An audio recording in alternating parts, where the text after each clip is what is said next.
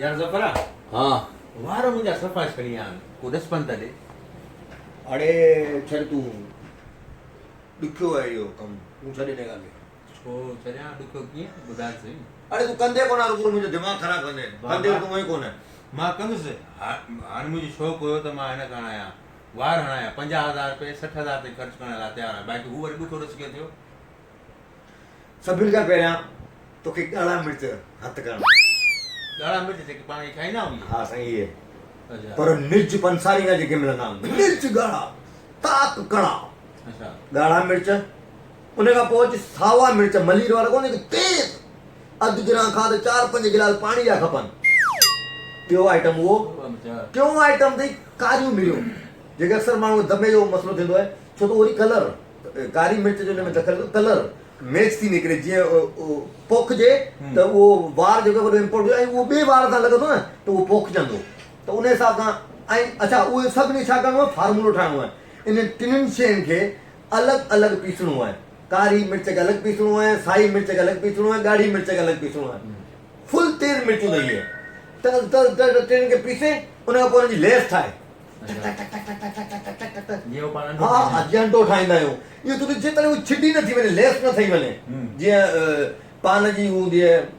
छा चवंदा आहिनि हुनखे कथो उहो सही आहे मां सम्झां पर इन में गॾु का मिस्री जा कटबट न मिलाए न बाबा सॼो मामिलो कड़ो रखणो आहे छो त इहे वार डायरेक्ट पोखजंदा ऐं उन कारी मिर्च जो कलर आहे सॼो न त कलर लॻंदो अच्छा मथे जी ॻाल्हि इहा आहे त इन खे 24 कलाक हणी रखणो आहे साड़ो एॾो थींदई एॾो साड़ो थींदई एॾो साड़ो थींदई फतकी फतकी मरी वेंदई ताक ताक ताक कड़ियूं मिर्चूं अथई हुन में छा ला छो त तुंहिंजा हीअ जेके जरासीम न हिते जा इहे मरी चुका आहिनि बुरे तरीक़े ॻाढ़ियूं मिर्चूं अच्छा उनखे वरी पेस्ट करणो आहे लगातार पेस्ट करे 24 कलाक ताईं तोखे उनखे हणी रखणो आहे 24 कलाक हा 24 कलाक राजा पाणी जे हेठां न अचिजांइ छो बचाए पर पाणी जे हेठां न अचिजांइ कुराए माना सारो थिए त पाणी अरे न आहे न तूं इलाज कीअं थींदो बाक़ी इलाज छा थींदो जॾहिं तकलीफ़ थींदी त उहो वारो भांगजंदा न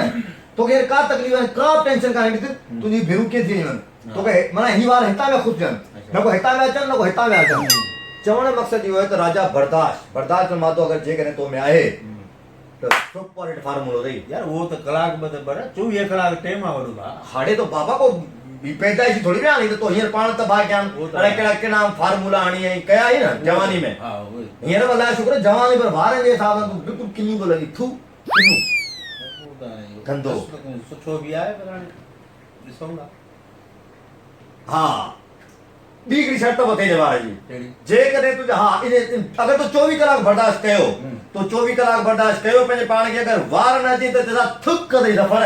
मुंहिंजा वार ई कोन आया हा बदल आहियां अच्छा हा उन खां पोइ बि न अचे पोइ जहिड़ा लाख न लत अथई भई दुनिया खे ॿुधाइजांइ त ज़फ़र मूं हीअं कयो तूं कजांइ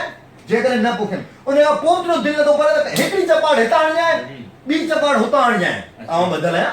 वार न अचनि त ऐं राजा जेकॾहिं तूं हुन नलके तां भॻो आहीं त दादा मां खे खां ॿाहिरि मुछूं बि विंदई भिरूं बि विंदई ऐं मथे जा वार जेके बचा कुचा इहे विंदई टोटल ओपन टू मनी मां हक़ ते घाटा वारनि तुंहिंजा